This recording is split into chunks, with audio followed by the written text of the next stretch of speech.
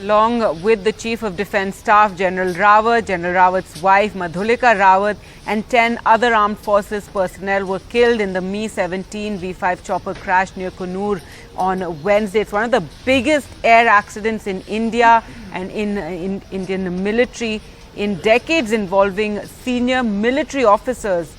Brigadier Leader, as a recipient of the Sena Medal and the Vishesh Seva Medal, had his roots in Haryana and served as India's defence attaché in Kazakhstan during his distinguished career. As we mentioned, he's a second-generation army officer.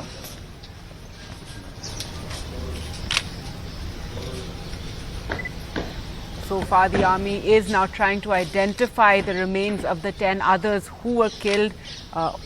Only General Bipin Rawat, his wife, and Brigadier Leader have been identified so far. His last rites will take place in a short while from now at the Brar Square Crematorium at Delhi Cantonment.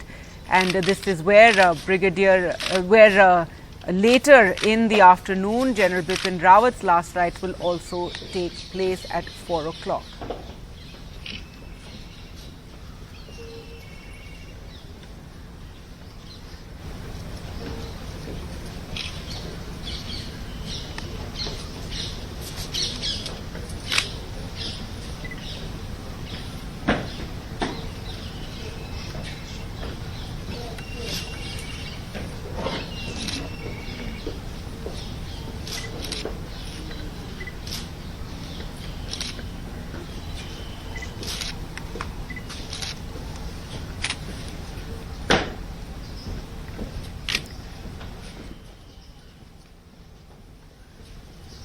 Joining us on the program is Commodore Uday Bhaskar, retired Director, Society for Policy Studies.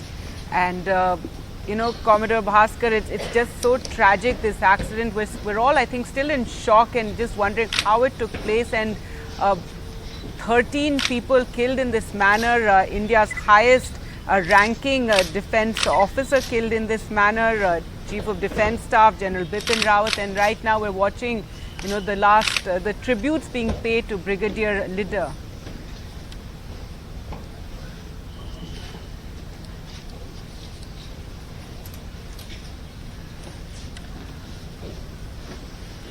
Yes, Gargi, this tragic helicopter crash has been a very, very irreparable loss as far as the country is concerned. And the nation is indeed in mourning.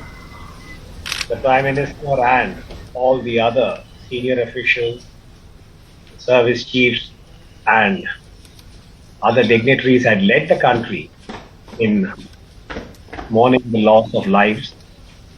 General Bipin Rawat, of course, as the Chief of Defence Staff, is the person who will be remembered in many ways. But we also have to note that there were other lives that were lost in the same accident, and it is appropriate that the last rites are being performed in the manner that they are just now, as we can see from the visuals that are being beamed. And I think there will be an appropriate time to draw the lessons that must be learned about the movement of VVIP aircraft, the protocols, and I'm sure that the right correctives, if I may put it that way, would be applied to ensure that we never have a loss of life in this manner. And this is something which will have to be internalized along with all the other strands that we would associate with the loss of General Bipin Rawat and his own task as far as the role that had been assigned to him as India's first Chief of Defence Staff. At the moment, of course, I think we are looking at the ceremony for Brigadier Leader and others who had died in this ill-fated helicopter crash. So there is a certain, I would say, gravitas and sadness associated. And every military funeral, I think, kindles so many memories about the person who has been lost, the enormity of this loss for the family. And I think this is something that we must ponder over. Every individual on this helicopter who had lost their lives in the Nilgiris. Gargi? Absolutely. Families plunged into mourning. The nation also in mourning and in shock over this very, very tragic accident in Coonoor. As you said, Commodore, that, we're still waiting to know what happened, and there is an inquiry that's taking place, a tri-service inquiry and a probe that is taking place. You talked about, that efforts must be made to improve security, especially involving VVIP travel. And one can't imagine what more could be done, because we have been speaking to experts and, everybody was talking about the layers of checks and security that take place when there is such a movement, and also the fact that it was just a 20-minute chopper ride from, the airbase to Wellington. Yes, Gargi, I think this has been an absolutely anomalous experience as far as VVIP helicopter movements are concerned. And this had been said yesterday, and I'm only recalling what has been what broadly the professional expert assessment, which I want to add with a caveat that it is speculative at this stage, and the court of inquiry will give us more accurate reasons. But the standard drill for any helicopter movement towards the Staff College in Wellington, and all of us who have been in service are very familiar with this topography and the route. It is literally a pick and drop, whatever be the flight path for the helicopter concerned. In this case, from Sulur to the Staff College helipad would have been a very routine kind of flight. Yes, our pilots are very experienced, they are aware of the local conditions, and which is why I'm using the word anomalous. This should not have happened. It's a tragedy that, as I said, nobody had anticipated in this manner. And I think in all fairness, we wait for the court of inquiry to come up with its own findings. The black box, as we noticed yesterday, had been retrieved, and there would be some very valuable and important bits of information that would be put together by the expert. And it is from there, I think, that the correctives I was alluding to would possibly have to be introduced by the entire system. Because as I said, and given the amount of helicopter are carried out We were also joined by Major General Gigi Dwivedi, a retired defense analyst, and we're watching tributes, the last tributes being paid to Brigadier Liddar. He will be cremated today in a short while from now at the Brar Square Crematorium in Delhi Cantonment. This is the same place where later at 4 o'clock General Bipin Rawat's last rites will take place. Thank you so much, Major General, for joining us. And it's just, I was just speaking to Commodore Bhaskar about, how everybody is still so stunned by this accident, and it's absolutely tragic. 13 lives lost, General Bipin Rawat, and then all the other officers, everyone else who was serving, their lives also lost. We're watching these tributes, floral tributes being paid to Brigadier Liddar just now. I think it's a very emotional moment. Because we have lost some of the best that we have in armed forces and some of the brightest. Though I didn't have the opportunity of serving with Brigadier Liddar, but what I hear of him, I think he had an exceptional career as an undergraduate, and also he has done foreign assignments, he has done staff course, and when you are selected for assignment like defense advisor to the CDS or the Chief of Army Staff, you have to be exceptionally brilliant because you are the chosen one. And then the officer who selects you has tremendous trust, and that's what defines such appointment. And more than that, he was approved to be a two-star as a major general, and that shows that he had a very exceptionally brilliant career, and we have lost a very bright officer who had a great career in front of him. And I like to share one or two additional issues. You see, Me-17 is a workhorse, and I was in Siachen as a battalion commander, and this machine was our lifeline. And those flying conditions cannot be imagined when these such machines fly at 18,000 feet in very adverse weather. We never had a mishap. And at the same breath, I was posted in Staff College as faculty, flown number of times from Coimbatore to Staff College. It's very, very intriguing as to how an accident could take place when the pilot himself is the unit commander, when they are the extremely highly qualified people, and all the checks would have been done. I think, there would be nothing left to chance when the VIP is on board. But then, I think this tragedy had to happen, and this is what we call a 1 in million chance that is there. But whatever it is, I think we have lost a very brilliant set of officers from General Rawat onward to brigade leader, the pilots, and all others. They were exceptionally brilliant people, and this loss can never be made up. But nonetheless, as human beings, we have to take in stride, and we soldiers are trained like that, that we take the adversity with, of course, pain, but with a lot of bravery, and that's how the show goes on. Over to you. Right, General, and we also know you were talking about the work that Brigadier Lidder was doing. He'd been, he'd worked for nearly a year and extensively with General Bipin Rawat on, the important task of modernizing the defense that had been given to the Chief of Defence Staff. So, and it had been 2 years since the appointment of General Bipin Rawat as CDS, and Brigadier Lidder working very, very closely on the tri-services reforms. If you could talk a bit about that. And I'd just like to interrupt you there. We have the NSA Ajit Doval there paying his floral tribute to Brigadier Lidder ahead of the cremation will take place in a short while from now, but everyone paying tribute to Brigadier Lidder. Yes, go ahead, General. Well, I served in the Integrated Defence Staff on 2 occasions. Once after I had come back from China, I was looking after the intelligence desk, and thereon, as a Major General, I was looking after the strategic issues.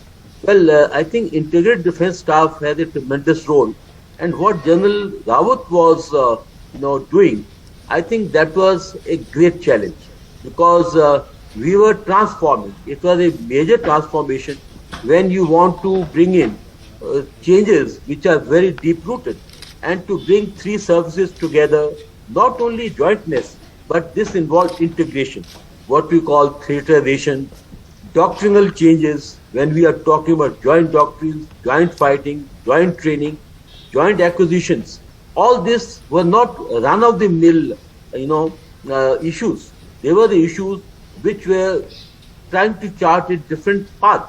And that is the way forward, because in today's warfare, you have to fight together. You have to fight as an integrated whole and not as entities. I think what General Rawat was doing was to lay a new blueprint for the Indian Armed Forces, and he had set up a very sound foundation in the last 2 years. And I had a couple of time interaction with him. In fact, I would say he was a very humble person. One of the seminars I had presented a paper. He came up to me and he said, "General Dwivedi, I read your book on China, which you had co-authored, and it is a great piece." And thereon, he also wanted a copy of my book on the strategy.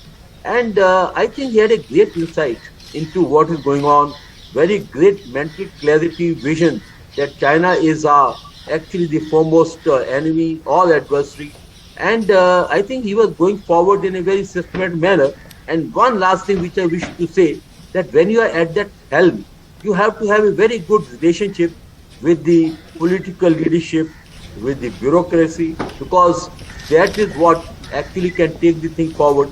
And to that extent, I think he has built a great rapport, and he was really a soldier's general.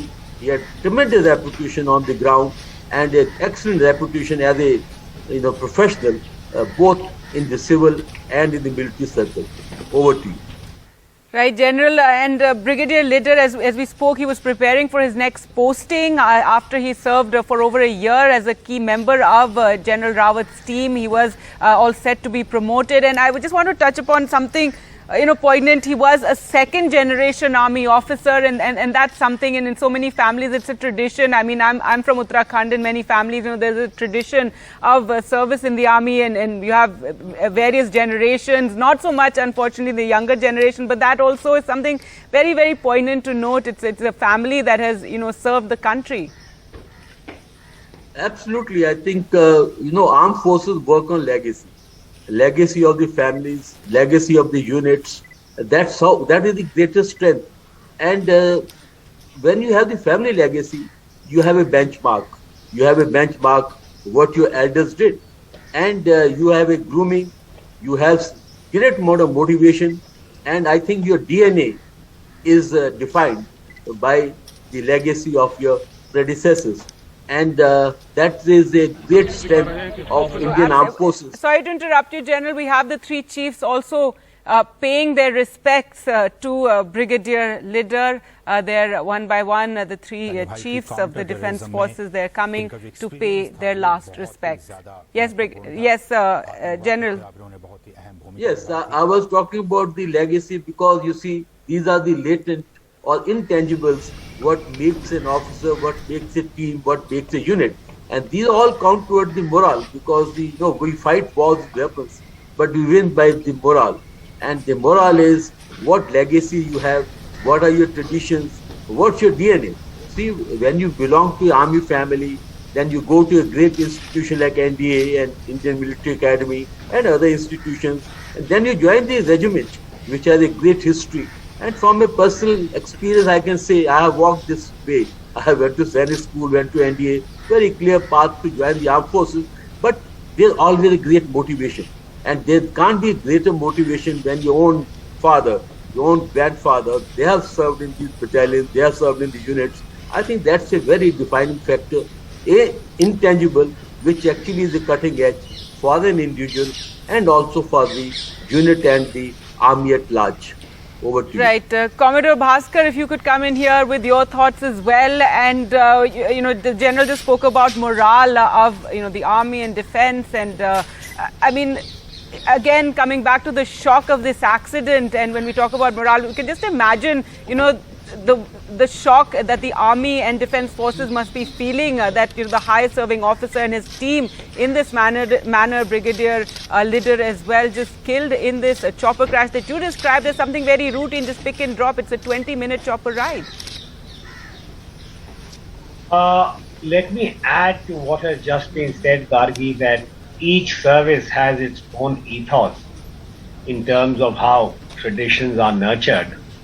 And we have seen that in this tragic helicopter crash, the CDS, General Rawat, his principal advisor, Brigadier Litter, other service personnel on his entourage, and the Air Force pilot, the co-pilot, amongst other Air Force personnel, have all lost their lives.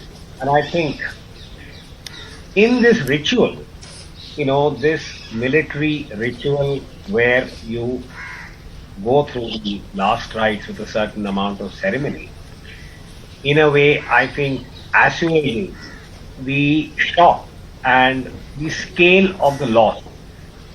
And I think that is what we are witnessing now, that across the board, at the national level, at the level of each of the services and the units that have been directly involved, I think they internalize the scale of the loss, and I'm sure that every family that has lost its loved one in this manner, they would have to find the necessary, I would say, ways, and also find ways of coping with this loss. We were just reading in media about different parts of India, Uttarakhand that you mentioned, Haryana, Andhra Pradesh, Telangana, where every family member who is in a state of shock, particularly wives, children, about what lies ahead. And that is where I think the traditions of the Indian military and the way in which there is a larger support system that helps people to come to not terms. I don't think it's ever possible to come to terms with the loss of a loved one, but at least cope with the kind of grief that would descend. And which is why I think these rituals, elaborate as they are and also very, very poignant, are important. They play a role. And in this case, I think it is also very distinctive the way in which across the country there is a national sense of loss and the symbolism of the role played by the soldier, the Fauji. It is often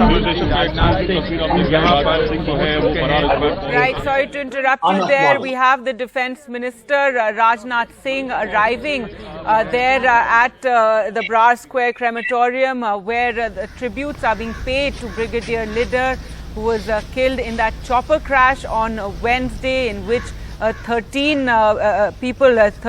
soldiers were killed, including General Bipin Rawat. So Raksha Mantri Rajnath Singh has arrived to pay his tribute.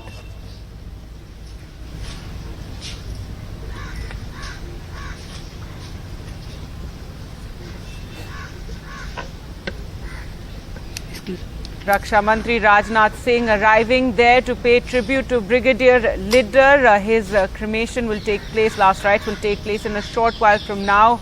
This is at the Brar Square crematorium in Delhi Cantonment, and it is here where later today at 4 p.m. General Bipin Rawat's last rites will take place with full military honours.